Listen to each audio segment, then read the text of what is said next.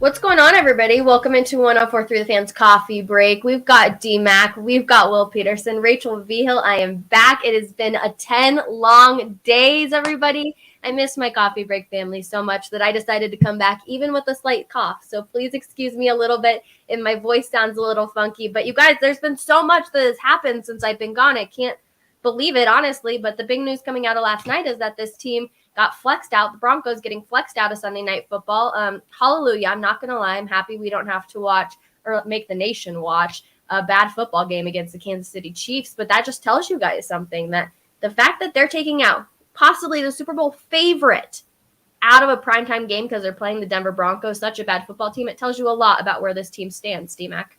Well, first, Rachel, it's so wonderful to have you back.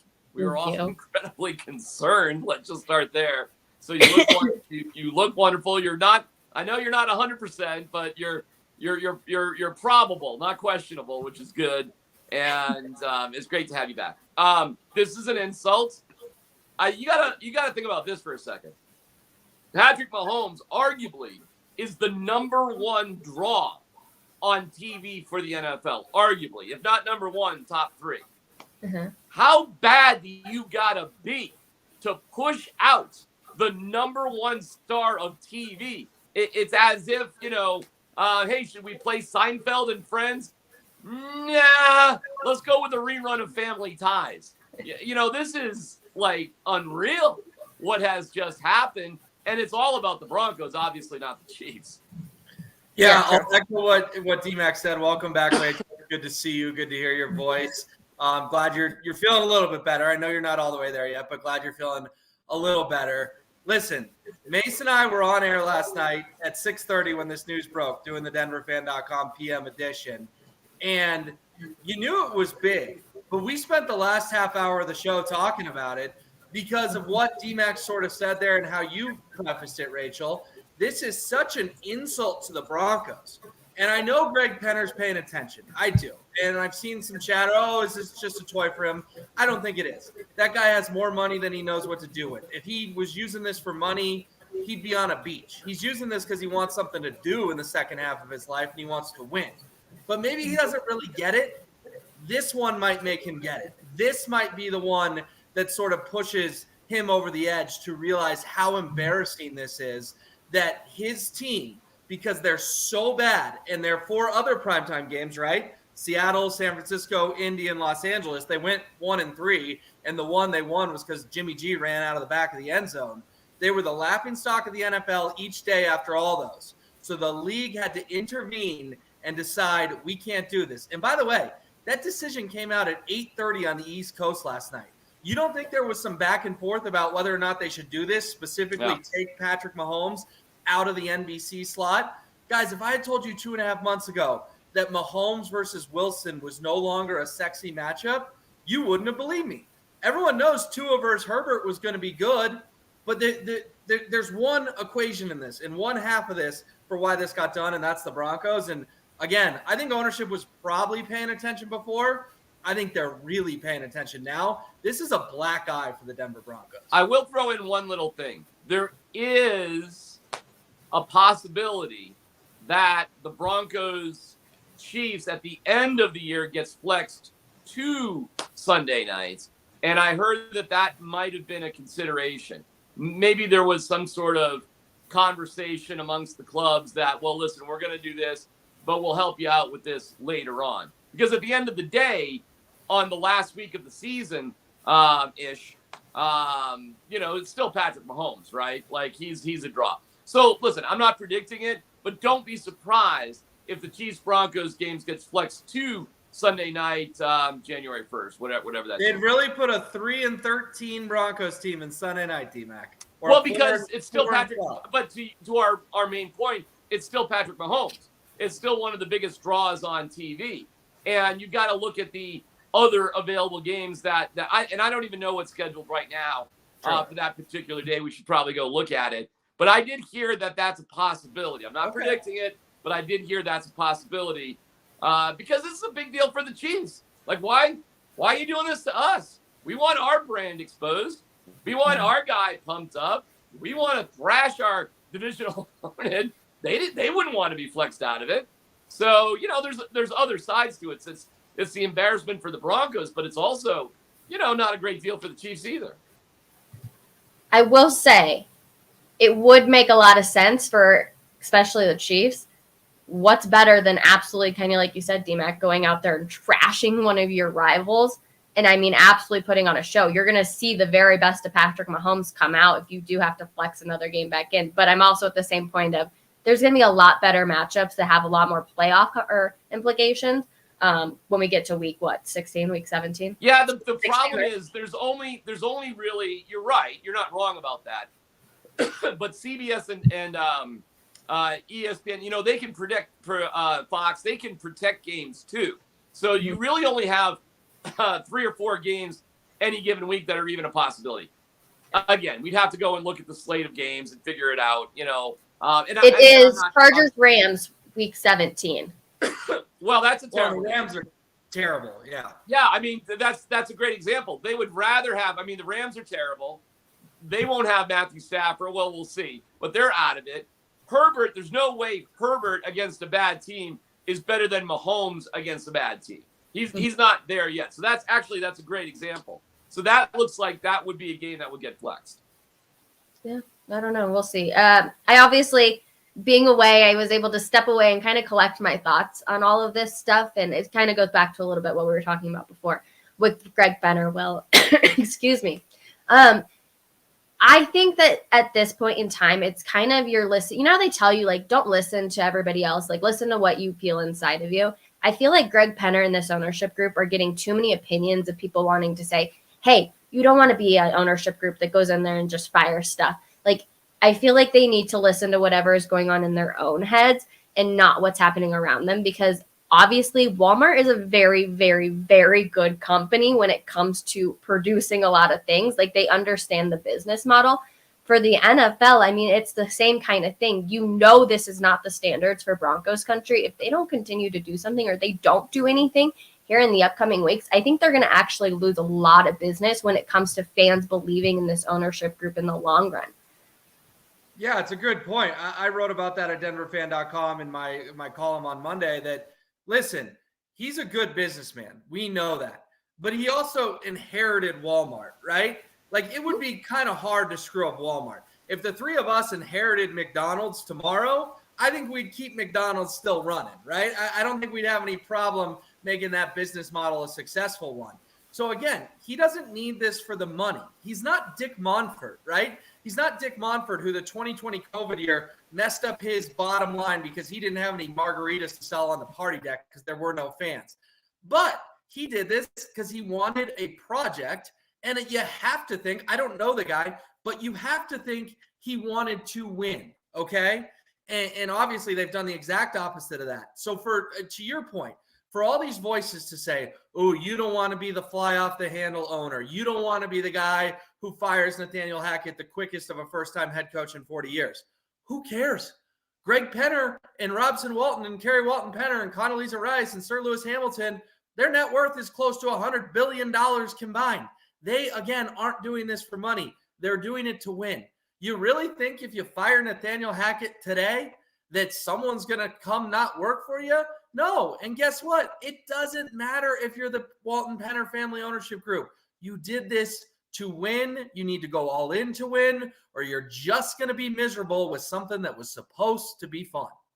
One of the dumbest narratives out there right now is that they're not firing the coaches because it'll scare away future coaches. I've heard some stupid things before, but that's right up there with one of the dumbest of all time. No coach worth his salt is going to be intimidated by the fact they got rid of somebody who couldn't do the job.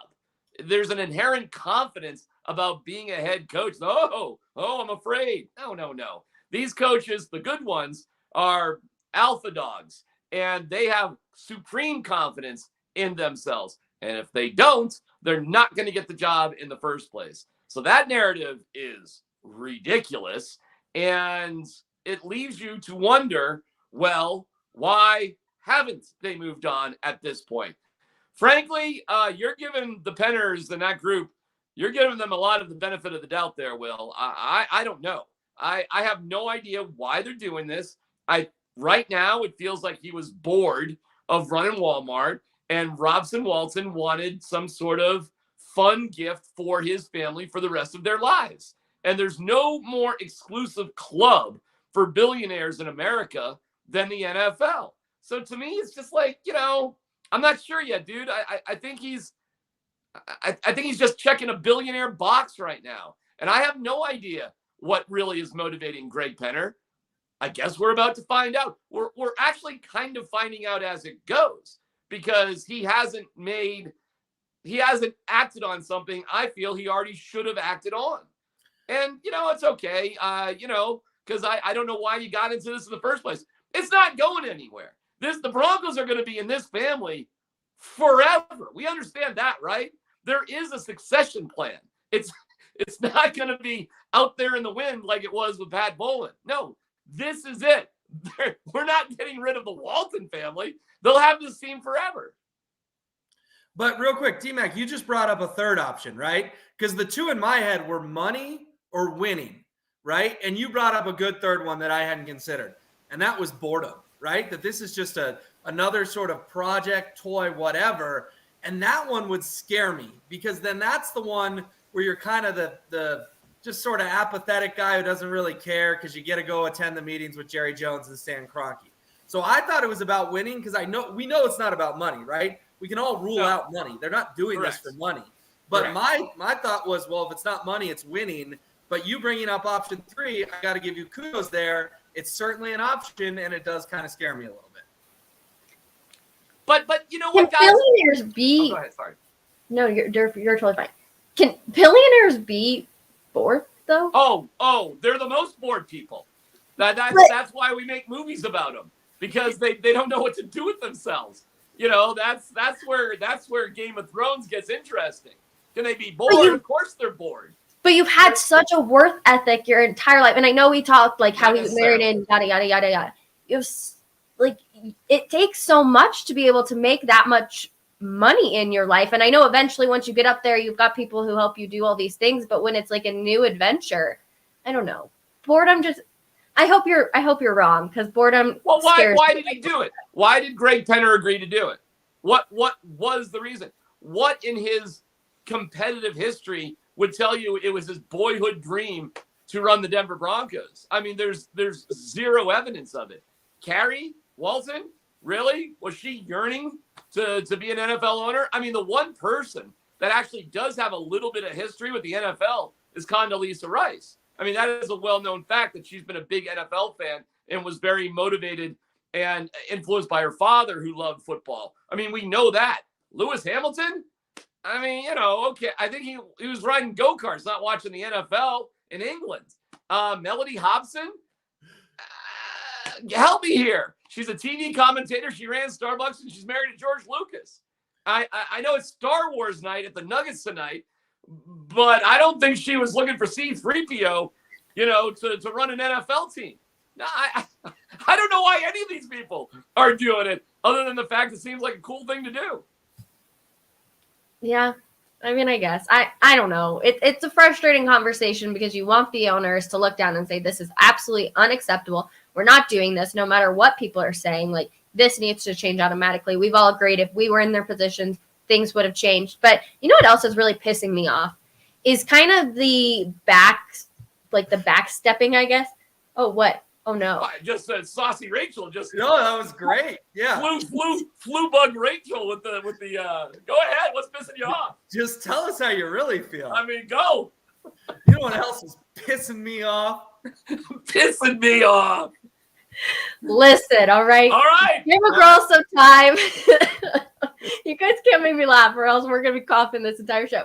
Okay, but anyway, it's the fact that so many people are turning their back on Russell Wilson, saying, oh, you know what? At the beginning of the season, everyone was rolling their eyes at him, yada, yada, yada, yada, yada. I am sick of the slander on Russell Wilson. I know he's not playing up to par, but the fact that people are actually coming out here and being like, oh, we didn't really like him when he first came here, like, yada, that's some BS, okay? And I am going to get pissed off about this, and I'm really going to try hard not to cough when I do it, because that's a bunch of bull. And everyone was excited for Russell Wilson to come into Denver, and we saw his teammates talking about how excited he was. So don't go out here when you have a bad record, even if you are talking to the media, and say a bunch of crapping like, oh, yeah, we were all rolling our eyes at Russell Wilson. I don't know if that statement is true, but I'm pissed about it, Will.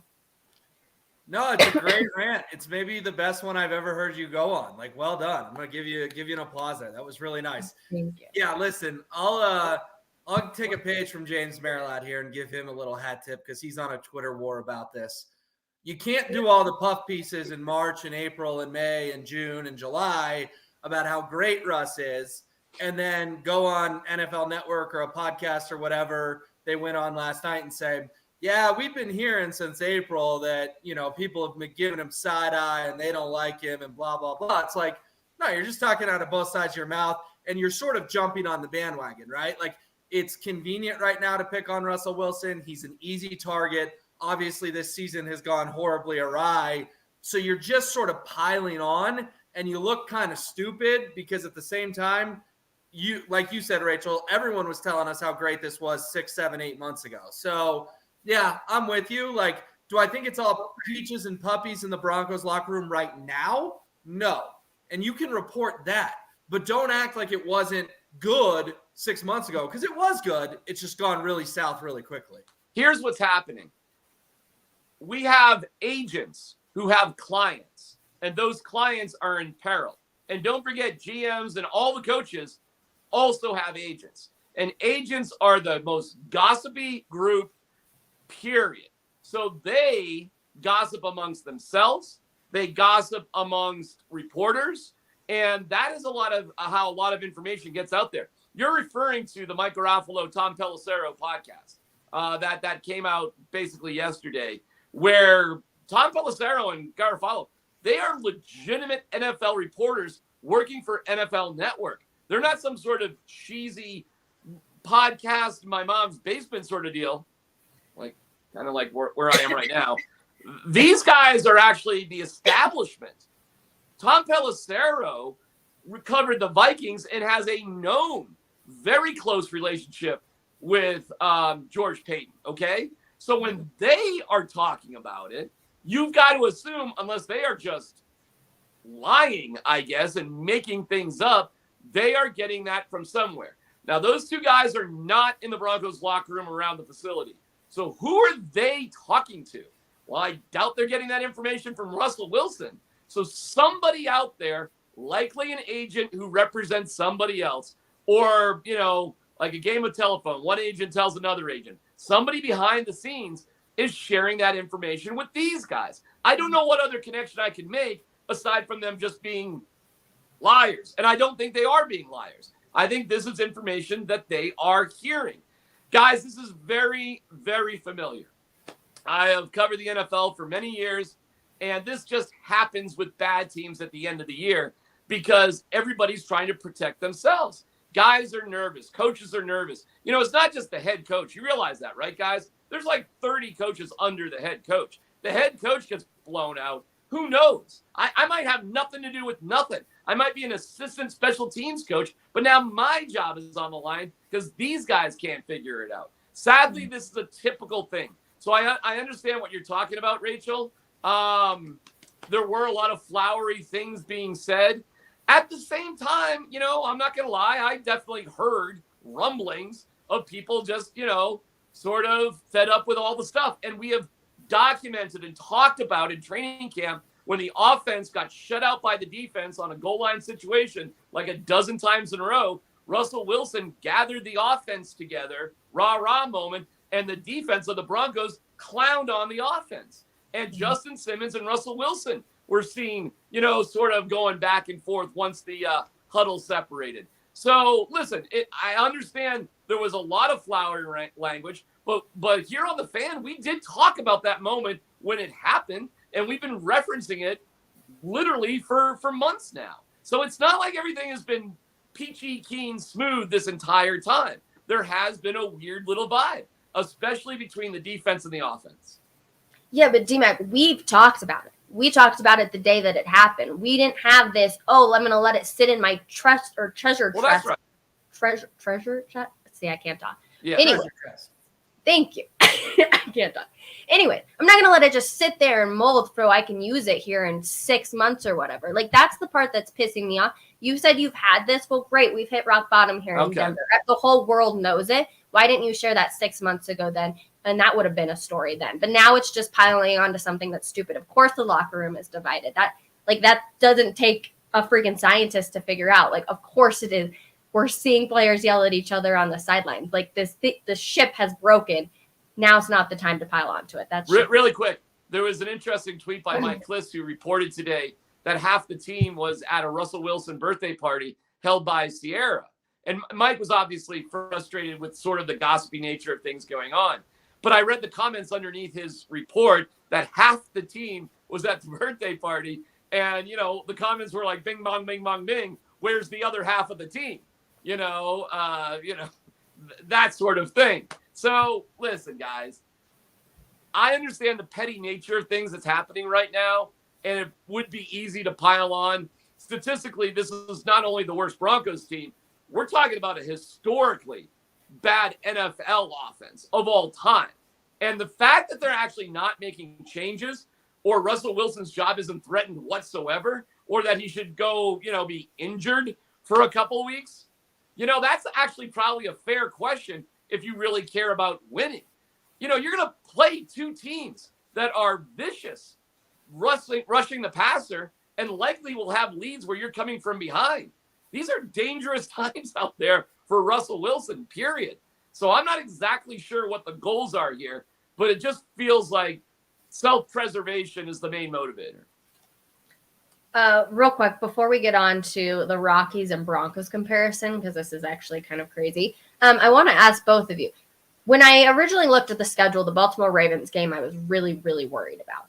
After watching them play a couple of games, the Broncos are going to lose, but I'm not as worried because it seems like the Ravens have almost played to the level of their opponent at some point. But when you look at the Chiefs, this Chiefs team literally could put 50 points on this Broncos team. What's your score prediction for this game? I know we've got a few weeks, but I'm just curious. Will? Well, let me make a quick point on Baltimore because Mason and I talked about this last night. We've all seen the screen grabs of, hey, they had a 20-3 lead and they blew it. They had a 35-14 lead and they blew it. If they have a 20-3 lead against the Broncos, they're not going to blow it because the Broncos aren't capable of scoring 21 points. So Baltimore can rest easy that if they get up by their big margin like they like to do, they're totally fine. On the Chiefs thing, listen, I think the defense may get up for that one. A little bit of pride, right? Like, I don't know if you have pride at a 1:00 start in Carolina when no one's watching, but Mahomes in your building, I think the defense will find a way to get back up for that game. I don't know. I don't see anywhere close to 50. I'll go like 31-10. Oh, we got a little freeze there by Will. Oh, no. Oh. Sorry. Might have just been you, D-Mac. Oh, it's just good. So did you hear my whole point, Rachel? I got you. Okay, I'll go 31-10 Chiefs. So not pretty by any stretch, but I don't see a 50 burger that day. Yeah, I see a relatively close first half, like 20-6, something along those lines. And then relatively close. Well, I mean, relatively. Down 2 touchdowns, but that's our standard for the Broncos these days. And then, what will happen is the Chiefs will just back off the gas because they won't have to, put it. Rachel, to your point, could they score 50? Yeah. Hell yeah. Definitely. They could. They just won't need to. And I'll say 34-13.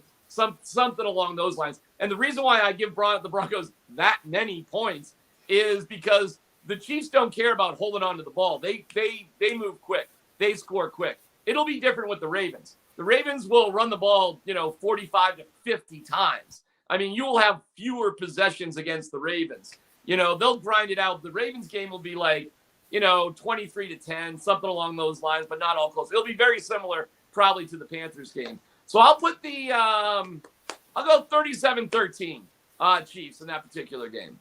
I guess, yeah, you have to look at too at some point the Chiefs are going to be like, all right, this game's a wrap. Like, let's take it a little bit easy too. Okay, sounds good.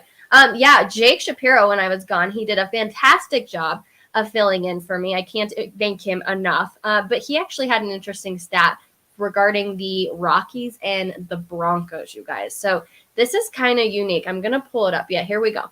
Over the past 6 years, the Broncos have had a higher winner percentage than the Broncos exactly 0 times. We have heard the conversations over and over and over again about Dick Lomfort and the Rockies and how it's such a bad organization and the ownership needs to sell them so that they can get on a winning streak. Well, you guys, there we go. Out of this past 6 years, look at how we've compared the Broncos and look at how we've compared the Rockies. It's kind of disgraceful when you think about it, Will. Yeah, I mean, you have a better chance of turning on a Rockies game and seeing a win than you do a Broncos game. And I will give a hat tip to Andrew Mason here because he first pointed out, I wrote about it in my column, people are going to scream about the postseason, right? Well, in the last 6 years, the Rockies have made the postseason twice. The Broncos have made it exactly 0 times. So just another black eye for the Broncos. I wrote that the Broncos are now the most embarrassing team in Denver. And it was a lengthy column at denverfan.com. And a lot of people liked it, but a lot of the pushback I got was, we have 3 Super Bowls, blah, blah, blah. How many World Series do the Rockies have? I'm not talking about all time. I'm talking about right now, today, in this moment. Even with the Rockies' struggles, the Broncos are officially more embarrassing. And shout out Tom Green, 9 News. Oh, that's Will. That is Will. I'll finish the sentence. Shout out to Tom Green of 9 News for figuring out that stat. The very handsome anchor man also is very well established with sports here in this town. It's a nice pickup by Tom that I didn't even realize. So, it's weird. I didn't know it. I didn't think about it. Tom did. So good for him. And it's amazing though, Rachel, when you think about the fact that the Rockies don't change anything. I mean, it's still Bud Black. I mean, they got rid of their third base coach. Rachel, could that be the Broncos? That could be the Broncos. Hackett could stay, Peyton could stay, and they could just firebomb a bunch of coaches. That actually could happen.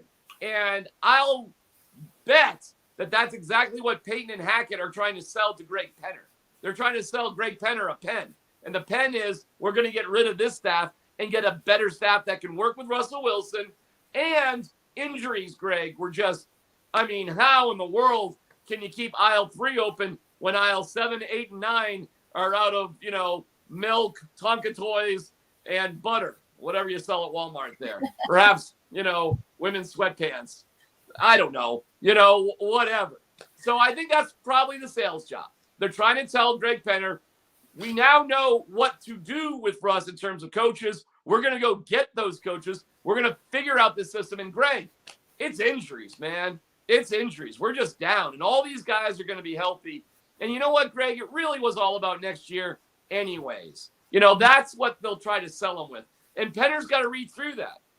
So I will not be surprised. I will not be surprised if they're all back, Peyton and Hackett, for round 2 next year. I will not. There'll be other coaches gone, but you're shaking your head. But Will could throw something right now. I'm not encouraging that. I'm not recommending that. I'm just telling you, I believe that's a path that could be gone down. No, and I hear what you're saying. You're making all valid points. I don't know if they're logical, but they're valid. D-Mac, Rachel, can you imagine, and I'm not saying your logic, I'm saying Greg Penner's logic if he keeps them. Can you imagine if we have to roll into training camp on July 27th and Nathaniel Hackett is still there? Can you imagine how bare the hill will be? Oh, there'll be 100 people there. Yeah, in order to get to that point, Payne and Hackett are going to have to survive the ridiculous no-shows that are going to happen at the Cardinals game. The Chiefs game will be packed. The Chiefs fans will fill it up. That'll be fine, relatively. It'll be the next week against the Cardinals. What is that, December 18th, something like that, something along those lines? We're talking about a non-conference, horrible. They don't travel. Cardinals fans don't travel with two teams that are just, woefully out of it. And when you get up towards 20,000 no-shows for an NFL game, the fans are making a statement. And I predict that's the problem. I don't know if you guys saw this, but the Rams are trying to give away tickets for the Christmas Day game against the Broncos because they know how embarrassing that's about to be. Yeah.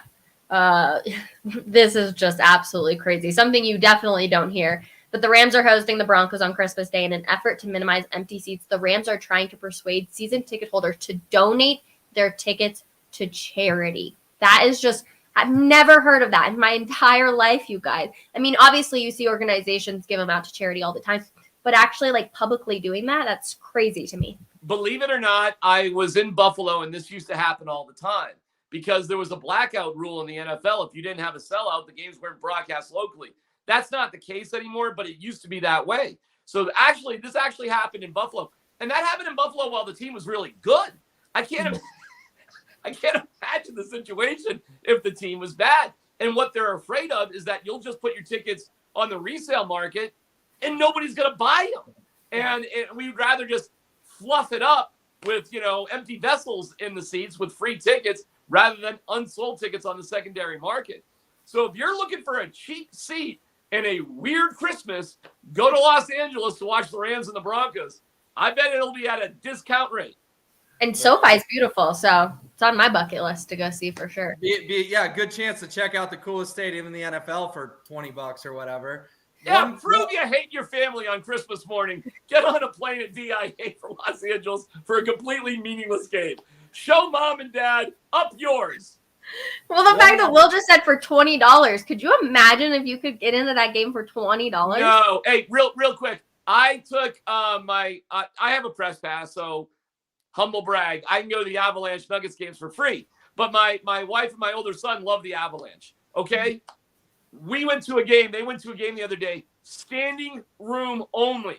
Weeknight. Avalanche. $100 per ticket just to get in the door. For a regular season game, okay? You want cheaper tickets, go to the Nuggets. Those games don't sell out at all. There's something utterly weird there. But to think about going to an NFL game, I mean, what's the ticket going to be, guys? I mean, you might get it for less than $20 day in the game. Yeah, you could. It's no Taylor Swift concert, that's for sure. Real quick, though, everyone talks about the Cardinals game, and I think that's a good barometer. Let's not forget that if Penner's on the fence, Week 18 is here against the Chargers, and that's going to be a weird game. We still don't know if it's a Saturday, Sunday, January 7th, January 8th, whatever. 20,000? That might be 25,000. That might be 30,000. I mean, the Cardinals game is going to be bad, but if he's on the fence and that very last one where they're most likely playing Brett Rippon and there's nothing on the line, especially if the Chargers are either in or out of the playoffs, if they have nothing on the line, that game could be so sparsely attended that maybe it's that one that makes Greg Penner make a tough decision.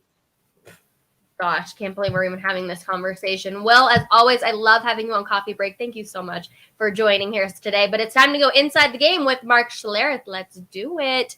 Presented by Bet River Sportsbook. Mark Schlereth, how are you, my friend? I'm good, Rachel. I hope you're feeling better. I know you had a little bit of a cold or the flu, so I'm glad you're feeling better. Thank you. Yes, if I cough, my apologies. However, we're happy to have you on. What game are you at this week? I have Green Bay at Chicago this week. Ooh, that should be a good one. I hope you stay warm in the Windy City, though, my friend. I'll be fine. I got a little foot heater going, some hand warmers. I'm going to be good. Nice. Okay, well, let's get into this Broncos.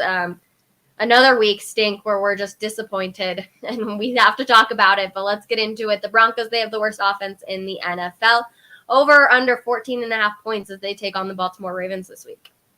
Under. And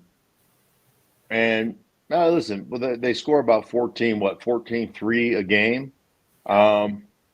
Last week, listen, one of the things, Rachel, that you get when you travel around the league and you talk to coordinators and head coaches and, people in general, you can learn a lot about what a team thinks about you offensively, defensively, by the way they line up and play you.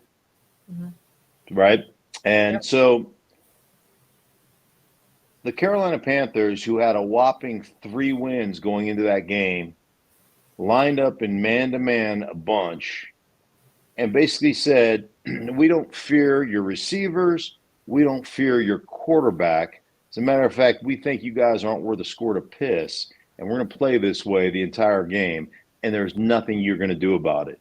And they were 100% right. The Broncos scored late in that game when they took off the pressure. They took off the full court press. They took off the man-to-man stuff and basically let them – they were exchanging points for time on the clock. So the Broncos were down 24-3, and they said, okay, let's loosen things up and let them complete some passes. But beyond that, before that, they just said, your receivers stink. We don't fear them. Your O-line stinks. We don't think they can hold up, and your quarterback stinks. And we're the Carolina Panthers with a whopping 3 wins. That's how little respect they have for what's going on in Denver. It's sad for me to come on here and tell you that, but that's exactly what went down. And and we saw again another dismal. I mean, don't let the 10 points. They scored 3 points in that game. And they got the ball at the 27-yard line, had 2nd down and 3 from like the 7, and couldn't get a first down. Pathetic.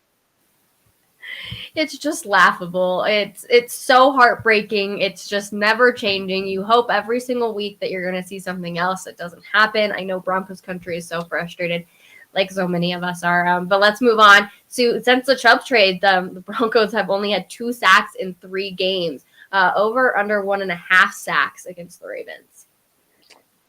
Wow. I'm going to go 1.5 sacks. I'm going to go under. And I think part of what you have to understand, sacks are they're really hard to come by in this league, simply because of the way teams play offense. And so the one thing the Broncos have struggled with here in the last couple of weeks is defending the run. They've really struggled with that. And part of that is the battle of attrition that is playing defense for the Broncos when your offense can't get a first down, when your offense is 3 and out every time they have the ball.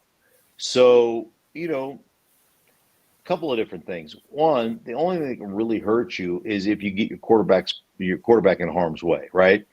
So what are they going to do? I mean, the Baltimore Ravens are going to run the football. They're going to run their quarterback. They're going to run their running backs. They're going to try to beat you up physically, and they're going to take calculated shots. But their deep shots are going to come off of quick drops or 5-step drops without a hitch. They're just not going to put themselves in harm's way because you don't have an offense that can threaten them. So, you talk about the Bradley Chubb trade, and everybody goes, well, since Bradley Chubb is gone, the Broncos haven't gotten sacks. Mm-hmm. That really isn't it. It really has a lot more to do with the fact that you can't play offense. And therefore, as an opponent's offense, we're not going to give you the opportunity to get in this game by hitting our quarterback. We're just not going to let that happen. And so, you've got to earn the right to rush the passer. How you earn the right is to stop the run. But you've got to have some complementary nature to your game. And they don't. And because they don't, this is what happens. Yeah, no kidding. Well, they've also struggled on offense. They've struggled on special teams as well. They've had bad field position multiple times, started in their own 10-yard line in 3 straight games. Over under 1.5 drives in their own 10, Mark. Oh, that's over. Oh. I mean, come on. I mean, that's what they do. Whether it's not cleanly fielding a punt or letting a punt drop at the 10 and get stuck. Like, they have had some real issues just in the punt return game alone. So why would I think this week is going to be different? I just don't think it will be. So I'm going to say over on that. When you watch Montrell Washington film, is there anything you see that makes you think, oh yeah, we should keep putting him out there? No. I mean, no. I mean, from poor decision making, and not cleanly fielding some things, and obviously it just is not, and I know it's more than just him, But just from a decision-making standpoint alone, a couple of weeks ago, I mean, he faked a fair catch at the 19-yard line, and the ball hit at like the 12 and then trickled down to the 3. Like, what are you like? That is the most ridiculously stupid decision. I mean, in my day, because the punters couldn't spin the ball like they spin it today, they just didn't. That part has evolved. That's one of the big changes in the game today. All the different punts that punters have to make the ball come back and to do things. But in my day, it was like, set up on the 10. If it's over your head, don't catch it. Now it's like set up on the 7. And if it hits at the 5, you got to catch it. Mm-hmm. Like the only time you set up on the 7, if it's over your head, don't catch it, or the 6, somewhere in there. But if it's short of that, you got to catch it and you got to try to advance it.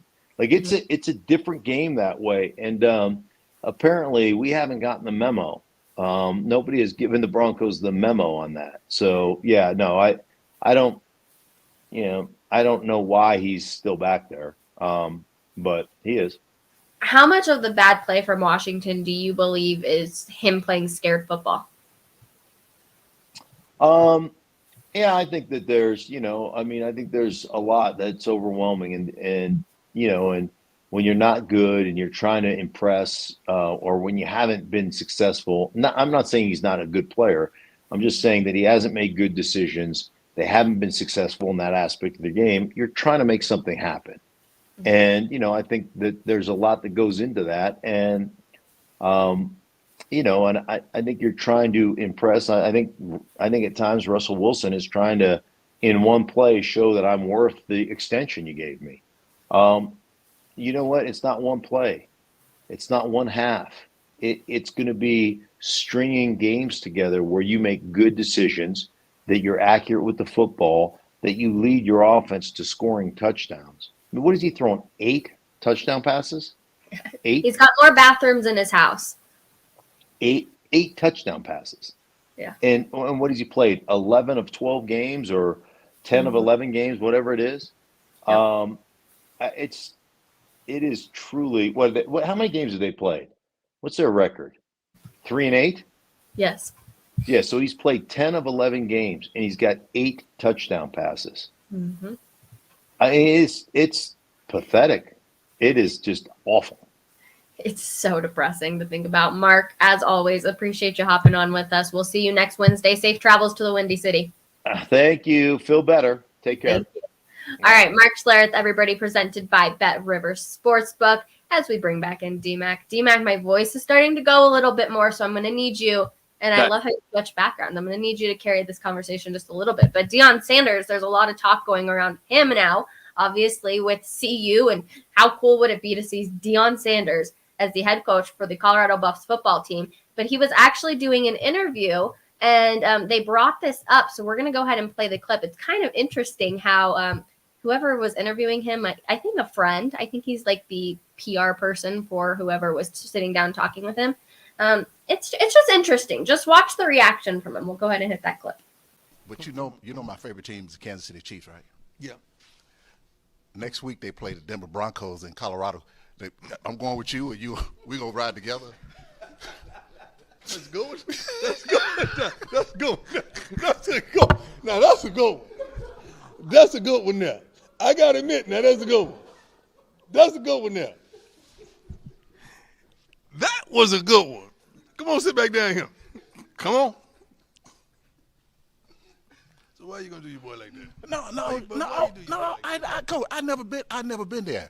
And but I'm going. I'm going there. Well, I'm going next week when the Chiefs play the Broncos in Colorado, in Denver, Colorado. What you trying to say? I just want to know.